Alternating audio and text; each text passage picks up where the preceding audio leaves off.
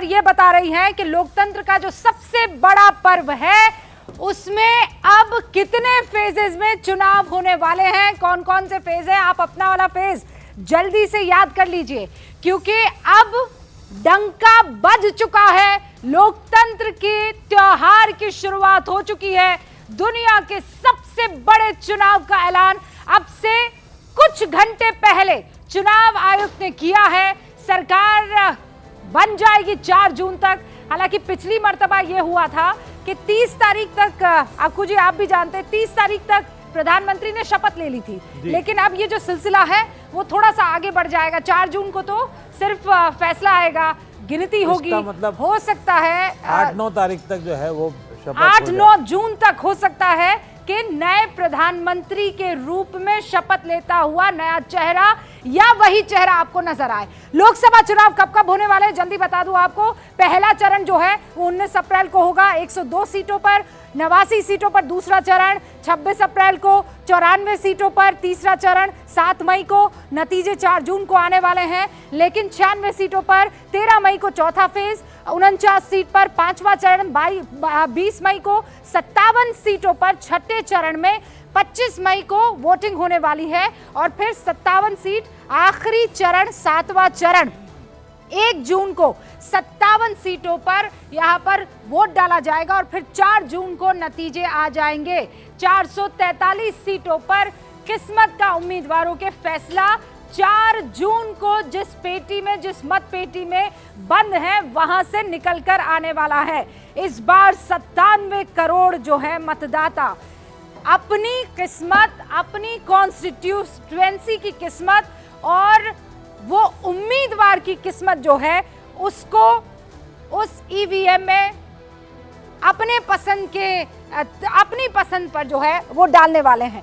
बहरहाल अब आपको ये बता देते हैं जो खास मेहमान हमारे साथ जुड़े हैं वो कौन कौन हैं। यहाँ पर इस वक्त सतीश जी आपको नजर आ रहे हैं, आपको यहाँ पर श्रीवास्तव जी, विवेक श्रीवास्तव जी नजर आ रहे हैं, अक्कू श्रीवास्तव नजर आ रहे हैं।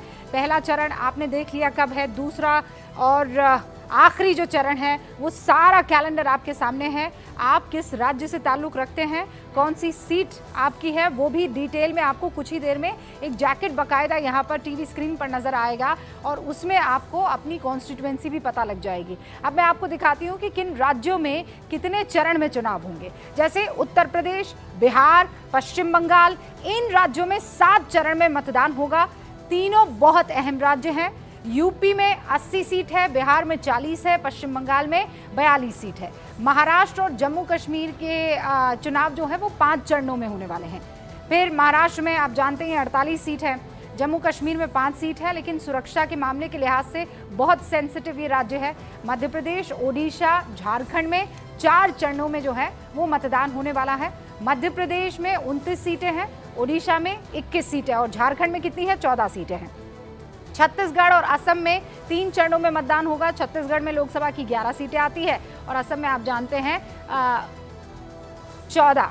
और मनोज सिंह, मेरे सहयोगी जो हैं मनोज शर्मा, वो इस वक्त पूर्व मुख्यमंत्री से बातचीत कर रहे हैं, मध्य प्रदेश के शिवराज सिंह चौहान से। एक बार आपको वहां ले चलते हैं और उसके बाद इस सिलसिले को आगे बढ़ाएंगे। चुनाव 4 विधानसभा चुनाव आपने जीते, क्या मंत्र जीत कर दिया आपने सब लोग? मैं आंकड़े सुधार रहा हूँ। मैं 5 लोकसभा और 6 विधानसभा जीत चुका। अब ये 6वीं लोकसभा है। जनता का प्यार और आशीर्वाद अद्भुत है, और उसी प्यार के सहारे जनता जिताती है, क्योंकि अपने लिए तो अपनी जनता ही भगवान है, और उनका प्रेम और आशीर्वाद मिलता है। सर, आप मुख्यमंत्री जब आप थे, दोबारा चुनाव अपने मध्य प्रदेश का जीता, उसके बाद आपने कहा था कि मैं प्रधानमंत्री के गले में 29, ये मतलब क्या वो एक स्टेटमेंट हमारी ऑडियंस जो है न्यूज 18 इंडिया का फिर से सुनना चाहेगा? मध्य प्रदेश में 29 लोकसभा की सीटें हैं। 29 की 29 जीत के 29 कमल के फूलों की माला मोदी जी के गले में पहनाना है। हम 29 की 29 सीट जीतेंगे मध्य प्रदेश में। तो आप अपनी बात पे अभी भी कायम है? अभी बिल्कुल कायम है, जीत ही रहे। 29 की 29। छिंदवाड़ा? हाँ, छिंदवाड़ा जीत रहा, तभी तो 29 होगी। मतलब आपकी मतलब 29 पार नहीं, मतलब पूरी 29? हाँ, 29 में से 29। सर, ये विश्वास कहाँ से आता है कि अब की बार 400 पार? जनता के प्रेम से।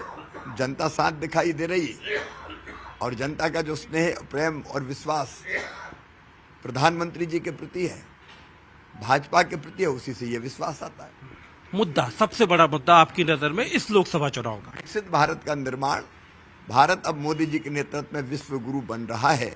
तेजी से विकास हो रहा है, तेजी से विकास, अद्भुत विकास, अभूतपूर्व विकास और समाज के हर वर्ग का कल्याण।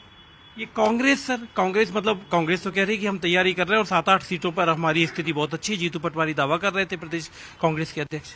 अभी तो कई सीटों पे उम्मीदवार नहीं मिल रहे, ना नीति है, ना नेता है लड़ने वाले, ना नियत है, तो जीतेंगे कहां से? बड़े नेता काय को भग रहे, चुनाव क्यों नहीं लड़ रहे? मतलब उनको कैंडिडेट की कमी पड़ रही क्या? हाँ, सेनापति नहीं मिला तो सेना बिचारी क्या करेगी? आप चाहते हो कि खुद कमलनाथ और दिग्विजय लोगों के सामने मैदान में उतरे? सोचे, लेकिन जो मेरी जानकारी है, बड़े बड़ों ने सबने मना कर दिया, हम नहीं लड़ रहे, हम नहीं लड़ रहे। तो बेचारे छोटों को काय को बलि का बकरा बना रहे? बलि का बकरा छोटे नेताओं को क्यों बना रहे हैं? तो ये यहाँ की पर तरफ रुख कर चुके हैं मनोज, यहाँ उनसे बातचीत करते हुए कह रहे हैं 29 की 29 सीटें इस बार लेकर जाएंगे। ऐसा पहली बार होगा वैसे जब दिव्यांग और 85 साल से ऊपर की उम्र के जो बुजुर्ग हैं वो घर से अपने मताधिकार का इस्तेमाल कर सकेंगे। वोटर कितने, मतदान कितने, महिलाओं की क्या अहमियत है, वो लगातार आपको स्क्रीन पर देखने को मिलेगा। देश में कुल 97 करोड़ वोटर्स हैं और इसमें 49.7 करोड़ महिला वोटर्स हैं। 47.1 करोड़ जो है वो माफ कीजिएगा 49.7% जो है वो पुरुष वोटर है और महिला वोटर्स 47.1 करोड़ है। 18 से 19 साल के वोटर 1.85 यानी 1 करोड़ 85 लाख है। 20 से 29 साल के वोटर 19 करोड़ के आसपास है, यानी 21 करोड़ से ज्यादा नौजवान इस बार वोटर है, जिसे लगातार सरकार बार बार ये कह रही है कि यही है उज्जवल भविष्य और नए भारत का निर्माण करने वाली पीढ़ी। 2024 की यलगार और वोट बनेगा सबसे बड़ा हथियार। गूंज में आज की यही बहस होने वाली है।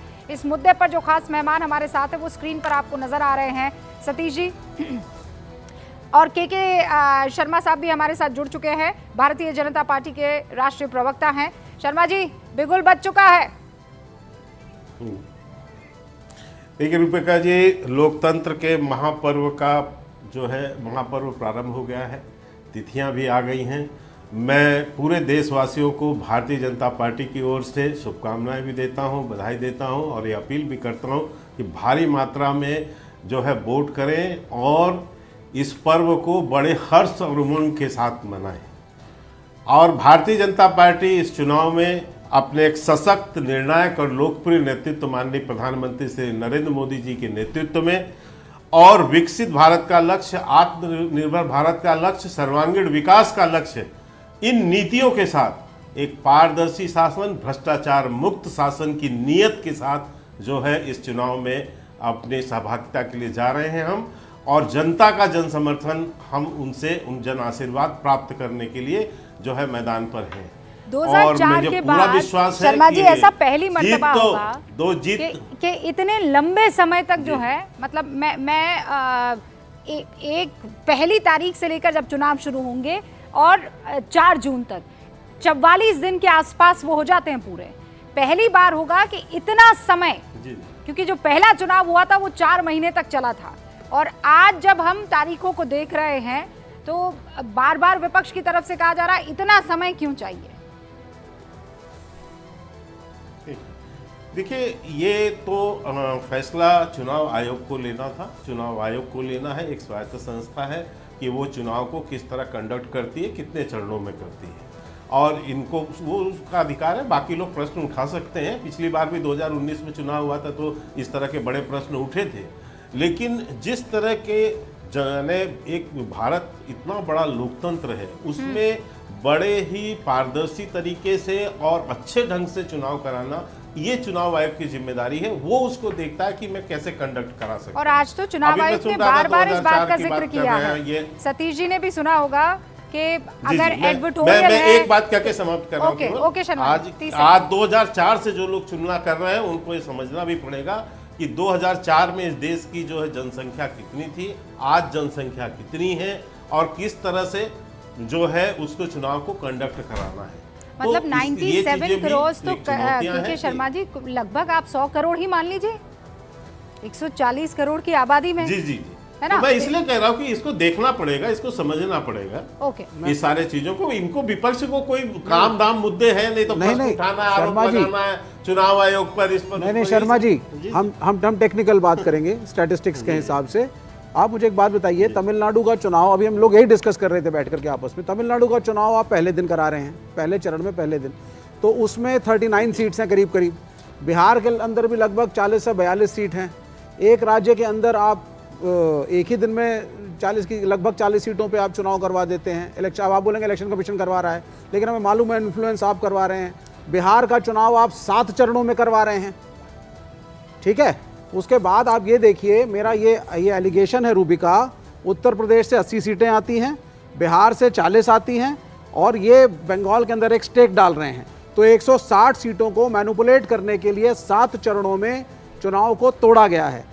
ये अलग बात है कि उस वक्त ओपिनियन पोल, ये एग्जिट पोल, एलिगेशन तब आदमी लगाता है जब वो मान चुका हो कि नहीं, उसकी नहीं, हार नहीं, हो नहीं, गई। नहीं हार नहीं होती। हम कोई मैनिपुलेट करने की कोशिश करेगा तो हम नहीं नहीं क्वेश्चन तो करेंगे। रूबिका जी ये- मैं जवाब हाँ, दूंगा शर्मा जी निश्चित जवाब तौर दीजिए से, जल्दी। जी जो मैं जवाब देना चाहता।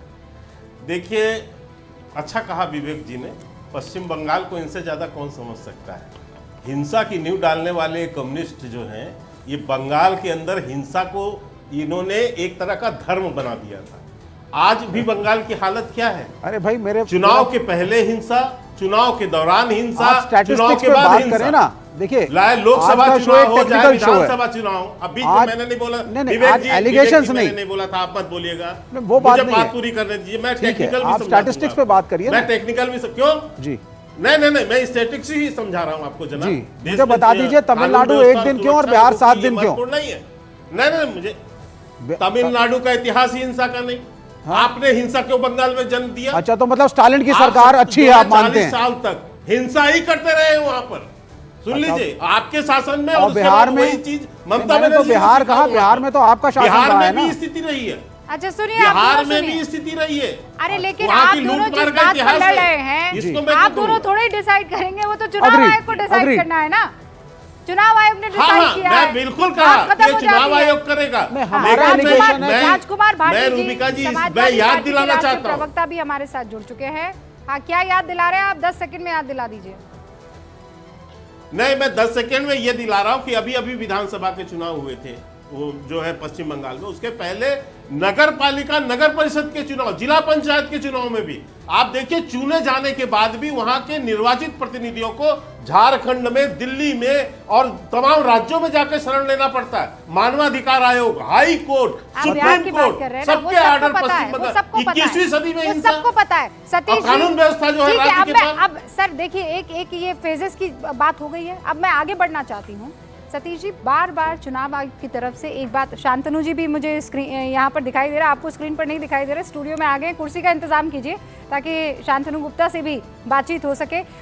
तो मैं ये कह रही थी सतीश जी, चुनाव आयोग बार बार एक बात को कह रहे थे, फ्री एंड फेयर इलेक्शंस के लिए हम पूरी तरीके से तैयार है। मान लीजिए अगर आप लिखते हैं कि फलां की लहर है, तो आपको ये बताना पड़ेगा कि एडवर्टोरियल है, ये एडवर्टीजमेंट के तहत आप पहले पन्ने पर दे रहे हैं, और इस बार इस चीज को बड़ा सख्ती से लिया जाने वाला है। देखिए, चुनाव आयोग अगर इस चीज को सुनिश्चित करता है तो इससे स्वागत योग्य कोई चीज नहीं होगी। लेकिन ये बात भी रहा है कि अभी देखिए, चुनाव आयोग कसौटी पे है, निश्चित रूप से सवालियों में है, बहुत तरह के सवाल उछाले गए हैं, उनका जवाब भी इसी तरह से दिया जा सकता है जब वो फेयर प्ले के साथ, पूरी सख्ती के साथ और पूरी मतलब न्यूट्रलिटी के साथ काम करें। मैं दूसरी बात कहना चाहता हूं इसी के साथ। सतीश जी, एक सेकंड रोक रही हूँ, बड़ी खबर आ गई, एक ब्रेकिंग न्यूज आ गई, आप तो एडिटर हैं, आप जानते हैं। बड़ी खबर यह है कि प्रधानमंत्री नरेंद्र मोदी ने चुनावों की तारीखों के ऐलान के बाद ट्वीट किया है। लोकसभा चुनाव के ऐलान के बाद प्रधानमंत्री ने लिखा है, लोकतंत्र का सबसे बड़ा पर्व है, बीजेपी एनडीए पूरी तरह से तैयार है, हर कोने से आवाज आ रही है, 400 पार, विपक्ष के पास कोई मुद्दा नहीं है। प्रधानमंत्री नरेंद्र मोदी का ये ट्वीट देश विकास की नई परिभाषा लिख रहा है।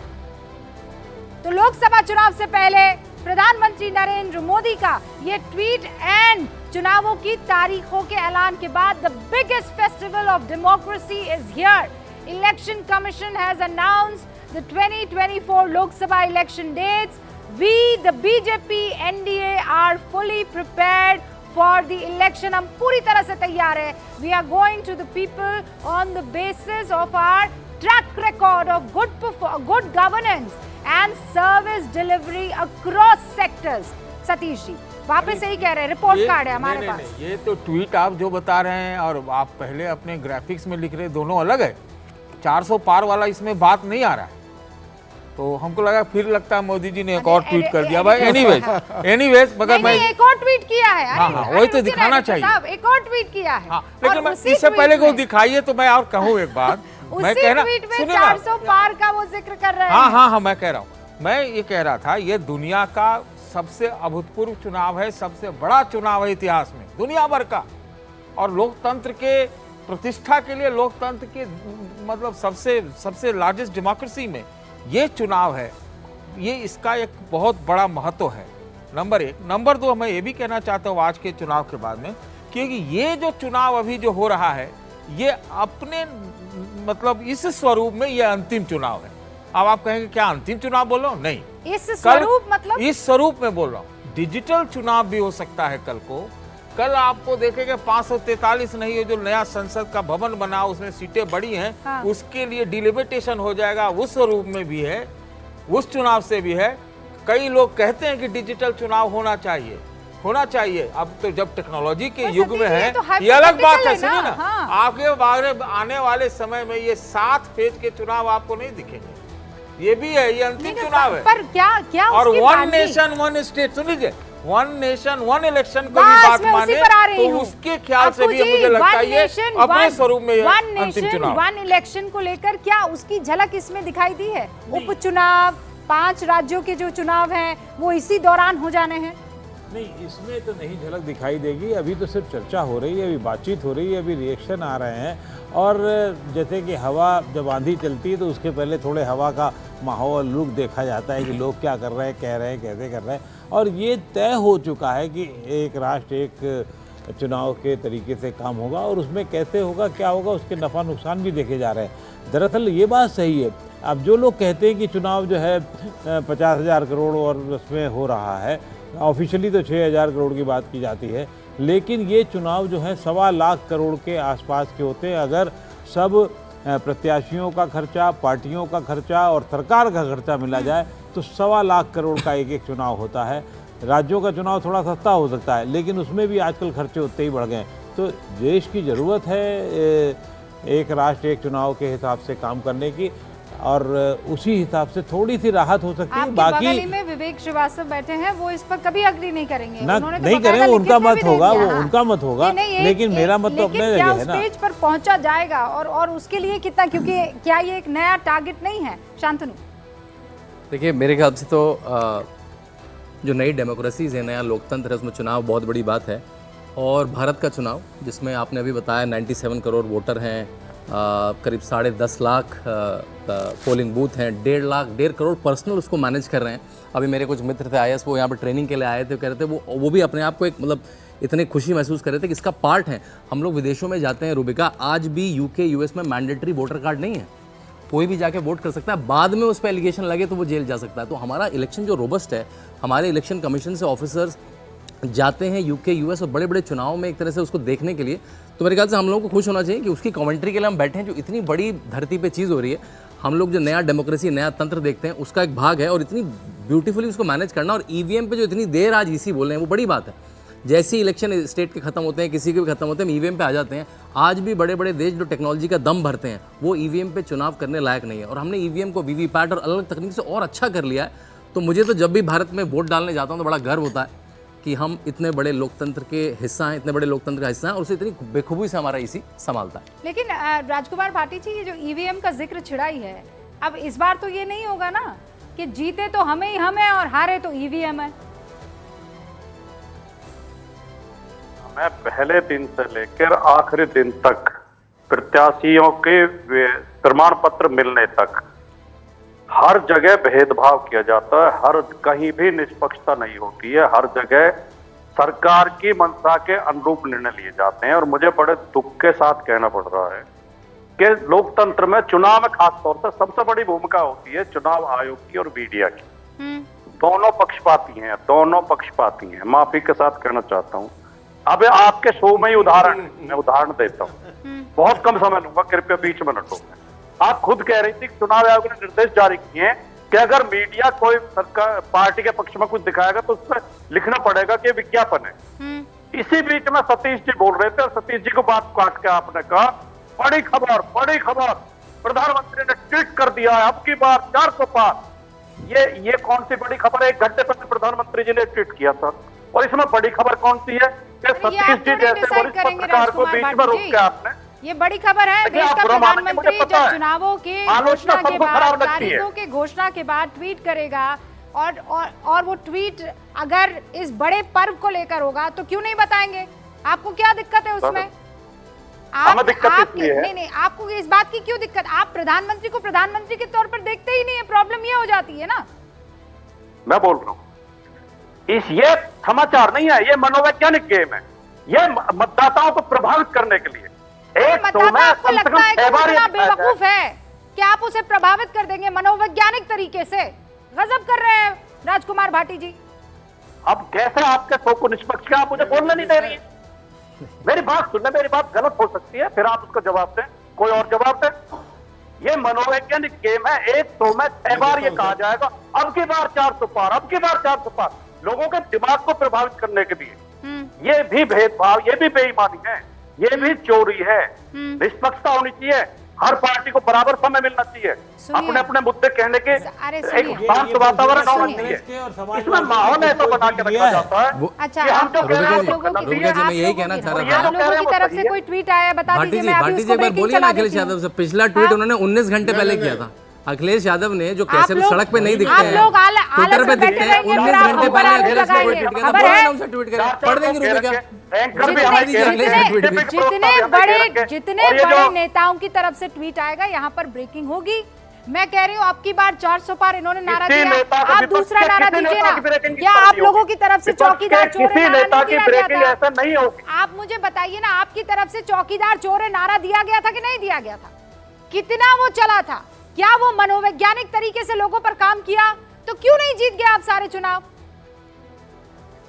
मीडिया का काम होता है आईना दिखाना, लेकिन जब हम मीडिया को आईना वही कर रही हूँ, आपको आईना ही दिखा रही हूँ। बाहर हो जाती, सीधे तौर पर हम डिस्कशन कर रहे हैं। आप इत्मीनान से अपनी सारी बातें रख सकते हैं। आपको मीडिया प्रॉब्लम लग रही है। अरे आपको वोट नहीं मिल रहे हैं तो इसमें मीडिया की क्या गलती है? आप जाइए ना, आप जाइए मैदान में, सीधे तौर पर आप जाकर कहिए कि मनोवैज्ञानिक खेल हो रहा है, आइए हमें वोट कीजिए ना चैलेंज जैसे। शांतनु कुछ कहना चाह रहे थे? मैं तो उसी बात को मैं जवाब देना चाहता हूं। राहुल गांधी के ट्विटर लाइन पे कोई ट्वीट है, मैं जवाब देना चाहता हूं। ना तो राहुल गांधी के ट्विटर लाइन पे कोई ट्वीट है ना अखिलेश यादव के। आप दीजिए नारा। 2 बार से आप 5 सीट लेके आ रहे हैं भाटी जी, अब की बार 5 के पार, वही आपके लिए नारा होगा उत्तर प्रदेश में। यार इसका 5 सीट लेके आ रहे तो हमें बोलने का अधिकार नहीं है। सर एक सेकंड आपको रोक रही हूँ, एक सेकंड रोक रही हूँ। बड़ी खबर आ रही है, बड़ी खबर आ रही है। अधीर रंजन चौधरी कुछ कह रहे हैं, सुनते हैं। न्याय हो सब पार्टी के साथ। मैं कुछ बोले तो हाँ, दूसरे कुछ बोले तो ना, ये नहीं होना चाहिए। तरह तरह की घटना जब घटते हैं, कभी तो हमें बुरा लगते हैं, तो हम चाहते हैं कि शुरू से ही हम ये बात करते आ रहे हैं कि सबके लिए समान अधिकार है, लेवल प्लेइंग फील्ड होना चाहिए। बस यही हमारा मांग है, ज्यादा कुछ नहीं। 7 चरणों में जो चुनाव हो रहा है उससे आप सेटिस्फाई हैं? आप देखिए 7 चरण में चुनाव क्यों, अगर इलेक्शन कमीशन अगर सही समझे 10 चरणों में भी चुनाव किया जा सकता है। लेकिन बात यह है कि पिछले साल में भी 7 चरणों में चुनाव हुई थी, तो इसका मतलब यह स्पष्ट रूप से साबित हो जाते हैं कि जमीनी हकीकत कुछ बदले नहीं, स्थिति कुछ बदले नहीं। 7 चरणों से मैं बाहर नहीं आ सकती। इतना डिजिटल इंडिया की बात होते हैं, आर्टिफिशियल इंटेलिजेंस की बात होती है, इतने सारे हमारे देश में सब कुछ आधुनिक बनाए जाते हैं, लेकिन 7 चरणों में हम फंसे हुए हैं। ये भी एक देखने की चीज होते हैं। और दूसरी बात यह है कि अच्छा लगते कि ये चारों स्टेट के साथ साथ जम्मू कश्मीर में चुनाव कराए जाते थे, अच्छा लगता है। सुप्रीम कोर्ट ने सितंबर तक चुनाव कराने के निर्देश दे चुके हैं। लेकिन हम लोग सितंबर अधीर रंजन को आप इस वक्त सुन रहे थे, जो ये कह रहे थे अच्छा लगता अगर जम्मू कश्मीर में भी चुनाव हो जाते। के शर्मा जी। रूपिका जी कुछ कहना चाहते हैं। देखिए, मैं भाटी साहब का रुदन और उनके विलाप को समझ सकता हूं, क्योंकि मुझे आश्चर्य है भाटी साहब के इस विलाप पर कि आपके नेता ने भी जब कहा उत्तर प्रदेश में कि 80 के 80 सीट हम जीतेंगे, इसके बाद एक भी कार्यकर्ता और आप जैसे प्रवक्ता भी बैठ के टीवी में नहीं बोलते हैं, क्योंकि आपको भी हकीकत पता है कि यह हो नहीं सकता। तो अखिलेश यादव की न्यूज को चलाए कौन? और दूसरी तरफ जब हमारे प्रधानमंत्री जी ये कहते हैं कि 400 पार, तो हमारा एक एक कार्यकर्ता जमीन पर भी बोलता है और हमारा हर नेता अपनी बातों पर बोलता है, तो आपको भी, इनको भी, मीडिया को जो हमारे बयान आते हैं वो चलते हैं। लेकिन आपका नेता बोलने के बाद आप भी प्रवक्ताओं के नहीं बोले आज तक कि 80 सीट पे जीतेंगे हम, तो आपके नेता की विश्वसनीयता क्या है? फॉलोअर्स क्या है? भाटी जी आपको जवाब भी हकीकत पता है। भाटी जी कि जवाब 3 सीट की पार्टी हो, 3 सीट मात्र, 543 में 3 सीट। आप अपनी हैसियत, अपनी स्थिति स्वयं समझते हैं भाटी साहब, इसलिए आप मीडिया पे दोष मत दीजिए, मीडिया को मत धमकाइए बैठ के। नहीं, वो अभी आप ये भी अपने कह नेता सकते की हैं। विश्वसनीयता तय शुक्ला कीजिए। जी माफ कीजिएगा, के शर्मा जी, वो अभी ये भी कह सकते हैं, वो ये भी कह सकते हैं कि रूबिका जी ने जानबूझ के अधीर रंजन जी के बयान को चलाया है, क्योंकि वो चाहते ही नहीं थे कि समाजवादी पार्टी की बातें जो हैं जनता तक जाएं। राजकुमार भाटी। और नहीं, एक बात और रूबिका जी, एक बात और जहां तक ईवीएम का प्रश्न है, मैं ईवीएम पर वापस आऊंगी। एक सेकंड, मुझे लगता है ईवीएम का जिन वापस उठेगा। राजकुमार भाटी जी। के शर्मा जी पार्टी के प्रवक्ता, उन्हें पूरा हक है अपने नेता की खूब प्रशंसा करें, अपनी पार्टी की खूब प्रशंसा करें, मैंने शांति से सुन, मुझे कोई ऐतराज। आपको अपने नेता पर विश्वास है, हमको अपने नेता पर उससे दुगना विश्वास है, हमें अपने नेता की एक बात पर विश्वास है। आपके नेता की छवि तो देश में ये बन चुकी है कि वो 5 साल से एक लुटेरों के गिरोह चला रहे थे, वो वसूली कर रहे थे पूंजीपतियों से, उद्योगपतियों को धमका धमका के इलेक्ट्रॉनिक बॉन्ड खरीदवा रहे थे। जो इलेक्ट्रॉनिक बॉन्ड खरीद रहा था उसे बड़े बड़े कॉन्ट्रैक्ट दिए जा रहे थे, जो नहीं खरीद रहा था उसके घर पे ईडी भेजी जा रही थी, सीबीआई भेजी जा रही थी। आपके नेता पर देश के किसानों को विश्वास नहीं है, देश के नौजवानों को विश्वास नहीं है, देश की महिलाओं को विश्वास नहीं है। महिलाएं रोजाना आत्महत्या कर रही हैं, रेप के मुकदमे दर्ज नहीं हो रहे, उनमें कार्रवाई नहीं हो रही। आप रेपिस्टों को जेल से रिहा करते हैं, उनके पैर छूते हैं, उन्हें माला पहनाते हैं, उन्हें मिठाई खिलाते हैं।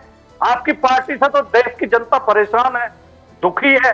आप अपने नेता की खूब प्रशंसा कीजिए, हमें क्या ऐतराज है। मैंने एक मौलिक प्रश्न उठाया था और माफी के साथ रूबिका जी से मेरी कोई व्यक्तिगत नाराजगी नहीं है, न चैनल से नाराजगी है, लेकिन ये हमें लोकतंत्र में हक है कहने का। अगर हम चुनाव आयोग को या प्रशासन को या मीडिया को कोई भेदभाव करते देखेंगे तो हमें कहना चाहिए, और लोकतंत्र खत्म हो जाएगा। पर राजकुमार भाटी जी, आपकी तो एक भी बात जो है वो ऑन स्क्रीन गई नहीं है, आवाज बंद थी आपकी। नहीं, अब देखिए सुनिए रूबिका जी, मैं पहले भी कह रहा था मीडिया का काम होता आईना दिखाने को, लेकिन जब मीडिया को आईना दिखाया जाए तो इतना बुरा मानने की क्या बात है। हम भी तो सहन करते हैं जब आप हमारी आलोचना करते हैं। मैं आलोचना लोकतंत्र में मुस्कुरा के सहन करनी चाहिए, मुस्कुरा के, लेकिन बेसिर पैर की बातें मत कीजिए। आलोचना से आपको लगता है कि मैं या कोई और जो है परेशान हो जाएगा। आलोचना से किसी को कोई दिक्कत नहीं, आप भी मेरी आलोचना को सुनते हैं, मैं भी आपकी आलोचना को सुनने को तैयार हूं, इसमें किसी को कोई दिक्कत नहीं। बेसर पैर की बातें, मतलब आप यहां पर बैठ के सारी बातें बोल दे, हर एक आरोप आप लगा दे और फिर कहे मीडिया हमें सुनती नहीं है, हमें दिखाती नहीं है, हमें टाइम नहीं देती है। अगर मैं यहाँ पर आज सुबह से जो कवरेज हुई है अब से लेकर अब तक गिनने जाऊं तो सबसे ज्यादा वक्त यहाँ पर विपक्ष के नेताओं को मिला है, या सत्ता पक्ष का जो बैठा प्रवक्ता है उसने सिर्फ सुना ज्यादा होगा, बोला कम होगा। ये मैं चैलेंज कर रही हूं, आप कोई निकाल के बता दे, आपके तो बहुत सारे डिजिटल पे योद्धा बैठे हुए हैं, वही ये काम करके बता दे। शांतनु जी। देखिए, मैं अधीर रंजन चौधरी जी की बात पे 7 चरण वाली बात पे कहना चाहूँगा कि 22 राज्यों में, 22 यूटी और राज्यों में एक ही फेज़ के चुनाव हैं। जो 7 चरण के चुनाव हैं केवल 3 राज्यों में जो जनसंख्या की दृष्टि से बड़े हैं, जिनमें बड़ी जनसंख्या है, बड़ा फैलाव है। तो मेरे ख्याल से ये भी एक थोड़ा सा भ्रामक है कि पूरे देश में 7 चरण में चुनाव नहीं है, केवल 3 राज्यों में, बाकी 22 राज्यों में और यूटी में मिला केवल एक ही चरण में चुनाव हो रहे हैं। तो ये बात जनता को पता होनी चाहिए। नहीं, ये इसमें मेरी आपत्ति है। बिहार की जनसंख्या और यूपी की जनसंख्या में फ़र्क नहीं है। तो कह रहा हूं, यूपी और बिहार में बड़ी जनसंख्या है दोनों में, हाँ, तो बड़ी दोनों- जनसंख्या है, दोनों बड़ा का- फैलाव भी बड़ा है, बड़ा फैलाव भी फैलाव बड़ा तो है, इसलिए ठीक है। पिछले 7 में हाँ, चुनाव तो हो रहे हैं। लेकिन ठीक है, तो आप अगर यूपी को जस्टिफाई पॉपुलेशन की दृष्टि से कर रहे हैं तो बिहार में पॉपुलेशन कहाँ से आ गया इतना? बिहार टॉप 4 कितना फर्क पॉपुलेशन में है? भारत के 4 बड़े राज्यों में है। बंगाल? बंगाल में भी 7 फेज कितनी का है? इलेक्शन कितनी है। है? नहीं, तो कह रहा हूं। Vivek, top it's four- not only about top four population, election- ना, तीन टॉप चीजें फोर- देखी जाती है। Agreed, एक तो now see, क्षेत्रफल वो देखा ठीक जाता कह रहे हैं है, ना, it's not एक only about- पॉपुलेशन देखी Yes, जाती है हाँ। और एक सिक्योरिटी देखी जाती है। ठीक है। 3 अलग अलग पैमाने हैं, उन 3 पैमानों को देखते हुए अलग अलग फेजेस में। अक्कू जी, अगर मैं गलत हूं तो अरे यही एक सवाल, है, यही पैमाना है। Just one question, Akku ji can may be answer it also. Chhattisgarh में तीन फेजेस में क्या जरूरत पड़ी है? नहीं, छत्तीसगढ़ और में सीटें आप- छत्तीसगढ़ में सिर्फ 11 हैं और क्षेत्रफल भी कम है। सर नक्सली इलाका है ना, ओके। नक्सलाइट एरिया है ना। पिछली बार भी हुआ था, उसके जनक भी एक कम्युनिस्ट ही चुनाव है। चरणों के चुनाव जो हैं, विकास जी, उसके जनक भी एक कम्युनिस्ट हैं। एक मिनट, नक्सली को पैदा करने वाले कम्युनिस्ट में नहीं, लेकिन आपको के तो अच्छी शर्मा जी जानकारी है, है, आप कहाँ बोल करने रहे हैं? लगोगे आप लोग तो फिर हम नहीं कर पाएंगे। हाँ, बोलिए, अक्कू जी को देखिए, बोलने देखिए, दीजिए। 2 चीजें हैं इन चरणों में, चुनाव में जो शायद बहुत कम लोग उसको ध्यान दे पाए। 7 चरणों में तीसरे और चौथे चरण में जो सीट्स हैं वो काफ़ी हेरफेर हुआ उसमें। इस बार 94 सीटों पिछली बार था, अब की से 115 में है और इसी तरीके से 71 से 91 96 का है। तो ये थोड़ा अंतर हुआ है, इसको देखना होगा कि कैसे कहाँ कितनी सीटों का कौन कौन से चुनाव क्षेत्र को आगे पीछे किया गया। ये बड़ा इंटरेस्टिंग सा है जिस पे हम लोग बात कर सकते हैं बाद में। रही बात इलेक्शन मैनेजमेंट की, ये पूरी तरीके से और इसको बड़े दिल से स्वीकार किया जाना चाहिए कि इलेक्शन कमीशन जो कर रहा है वो ठीक कर रहा है, ख़ास तौर से लॉ एंड ऑर्डर को देखते हुए और पैरामिलिट्री फोर्सेस को इधर से उधर ले जाने के लिए, व्यवस्था कराने के लिए। तो मुझे नहीं लगता कि इसमें बहुत ज़्यादा सवाल की संभावना बनती है। संभावना तब है कि आप उसके ये ज़रूर रखें कि हाँ बिल्कुल फ्री एंड फेयर इलेक्शन होना चाहिए, कोई घपलेबाजी नहीं होनी चाहिए, किसी तरीके का और खेल नहीं होना चाहिए। ये इस पे ध्यान रखिए और इसको आगे और इस बात को पर आगे बहुत बढ़ाया ज्यादा जाना तवज्जो चाहिए। दी भी गई है। सतीश जी, आप हमसे पूछ रहे हैं तो ये तवज्जो दी गई है, नहीं मैं तो नहीं सर्टिफिकेट दूंगा, ये तो बात पक्की है। वो हमारा काम नहीं है क्योंकि हम जानते नहीं हैं। पहली बात, लेकिन अगर हम उसको अगर पॉलिटिकली और स्ट्रेटेजिकली देखें तो जिस प्रकार से विपक्षी एकता में एकता अब तक नहीं दिखी है, कल शायद पहली दिखे, एक साथ लग दिखे, तो अगर उस हिसाब से अगर देखें, ब्राउनी पॉइंट में देखें, तो 7 चरण में और लंबा चुनाव तो विपक्ष के फेवर में जाना चाहिए। ये तो डिपेंड करता है ना कि इनकी पार्टियां आपस में कोई फायदा लेने की स्थिति में है या नहीं है। जब अगर लंबा है, इनके पास नेताओं की फौज है भाई। सुनिए, आपके पास नेताओं की फौज है साहब, आपके पास नेताओं की फौज है। बीजेपी में तो मोदी जी के नाम पे चुनाव लड़ रहे हैं, तो आपके पास तो फौज है, उतारिए फौज। कल बंबई में जो MBA की रैली हो रही है वहां से सबको उतारिए। वो एक बात दूसरी हो सकती है। मेरा सिर्फ इतना ये हमारा एक सिटीजन ये है, हमें गर्व है कि हम भारत के दुनिया के सबसे अच्छे लोकतंत्र में से हैं। तो हमारा सब कुछ फ्री एंड फेयर होना चाहिए, फ्री एंड फेयर। हम नहीं जानते, मैं इंश्योर नहीं कर सकता, मैं कोई जांच करता हूं, वॉच डॉग हो, कुछ गलत दिखता है बोलूंगा, लेकिन हम कोई सर्टिफिकेट देने वाले लोग नहीं है भाई, ना अच्छा ना बुरा का भी, दोनों। बार बार रिइटरेट कर रहे हैं कि फ्री एंड फेयर होना चाहिए, तो आपको बिल्कुल, शक है कि फ्री एंड फेयर इलेक्शंस नहीं हुए हैं अब तक? नहीं होते हैं। नहीं, मैं हुए हैं नहीं, उस पर नहीं कहना चाहता हूं। सर्टिफिकेट देने मैं वाला नहीं वो काम कहना नहीं चाह रहा, वो भी सर्टिफिकेट नहीं दूंगा। हाँ। वो हम देने की स्थिति में नहीं कि मैं इन्वेस्टिगेटर नहीं हूँ। होना चाहिए, कोई नहीं चाहे, कौन नहीं चाहेगा, बस मैं ये कह रहा हूँ। बिल्कुल सब चाहेंगे, तो बस खत्म। सब चाहेंगे कि फ्री एंड फेयर इलेक्शंस हो। देखिए, और सब चाहेंगे कि हर एक पक्ष की बात हो, और पक्ष ही नहीं, विपक्ष हो कि पक्ष हो, दोनों की यहाँ पर न्यूज़ 18 इंडिया पर बात रखेंगे, ये हमारी गारंटी है। चाहे वो राजकुमार भाटी जी हो, चाहे वो विवेक श्रीवास्तव जी हो, चाहे वो के शर्मा जी हो, या फिर निष्पक्ष यहाँ पर बैठे हुए हमारे पत्रकार साथी हो, राजनीतिक विश्लेषक हो। अब चुनावी बिगुल बज चुका है। आपको हर रोज यहाँ पर हर बड़े नेता की चुनावी रैली से लेकर, वादे से लेकर, दावे से लेकर आपकी क्या क्या उम्मीदें हैं दिखने वाली है। फिलहाल आप सभी का बहुत बहुत शुक्रिया हमारे साथ जुड़ने के लिए। देखते रहिए न्यूज़ 18 इंडिया।